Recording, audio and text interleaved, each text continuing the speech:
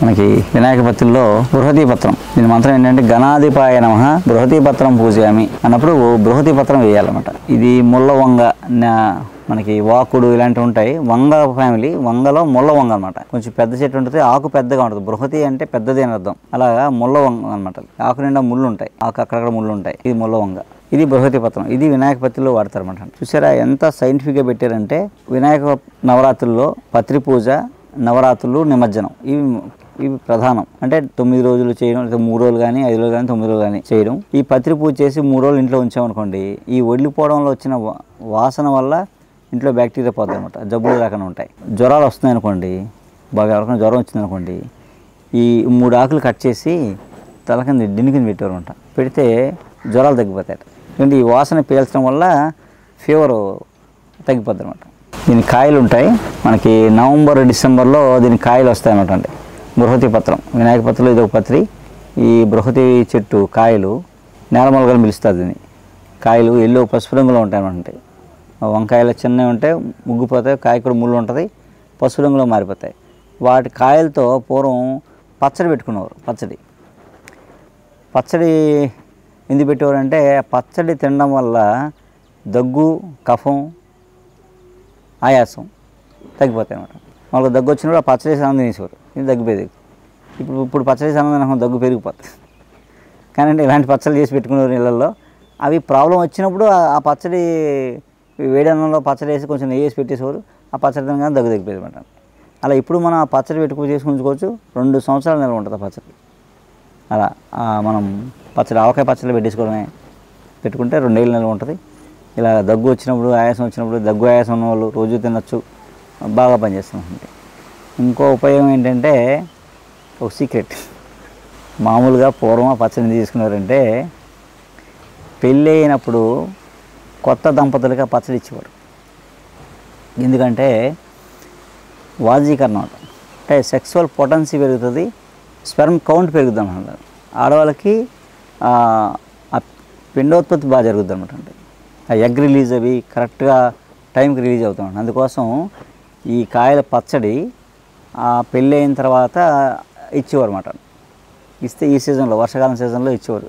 శీతాకాలంలో ఒక 40 రోజులు ఆ పచ్చడి తినమనేవారు అనమాట. ఇద్దరు ఆ నెయ్యి వేసుకుని ఆ పచ్చడి వేసుకుని ఫస్ట్ తింటే వాళ్ళకి ఏంటంటే ఈ సంతానోత్పత్తి సంబంధించిన ప్రాబ్లమ్స్ అన్నీ ఇద్దరిలోనే తొలగిపోయి 12 సంతానం కలిగేది. భారతీయ సంస్కృతి, సాంప్రదాయం, వేదాలు వాటిల్లో నుంచి వచ్చిన ఈ పండగల్ని క్రియేట్ చేయడానికి పూజ, ఏదైనా సరే పూజ, పండగ అయితే శుభకార్యం ఏదైనా సరే ఒక కార్యాన్ని వాళ్ళు చేశారంటే ఒక 10,000 సంవత్సరాల క్రితం అడవుల్లో కూర్చొని వీటి గురించి క్షుణ్ణంగా పరిశోధన చేసి ఒక సైంటిఫిక్ బేస్లో రాశారు. ఇదంతా డివైన్ ఎనర్జీ, ఇదంతా ఒక డివైన్ ఎనర్జీ అనమాట. ఎప్పుడైతే డివైన్ ఎనర్జీ ఆరా బాగుందో, మన బాడీలో ఆరా బాగుందో, ఈ బాడీ ఫిజికల్ బాడీ కన్నా యాస్ట్రల్ బాడీ ఆరా బాగుందో, ఫిజికల్ బాడీ డ్యామేజ్ అవ్వదు, సెంచరీ కొట్టేస్తాం. సో మన ఆరా, మన ఇంటి ఆరా, మన ఊరు ఆరా,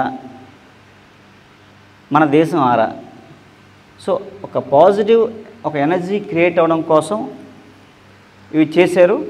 రెండు ఏంటంటే, అలాగే మన ఫిజికల్ బాడీ కూడా బాగుండడానికి సైంటిఫిక్గా కూడా వీటిలో ఎంతో సైన్స్ ఉందన్నమాట అండి.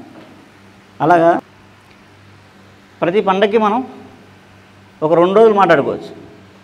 ప్రతి పండగ గురించి మినిమం 2 రోజుల నుంచి 5 రోజులు మాట్లాడుకోవచ్చు, ఒక్కొక్క ఫెస్టివల్ గురించి. మన చిన్న పండగే అట్ల తద్ది దగ్గర నుంచి ఏదైనా సరే. అలా వినాయక చవితి మనం ఒక 4 రోజులు నేర్పాలండి.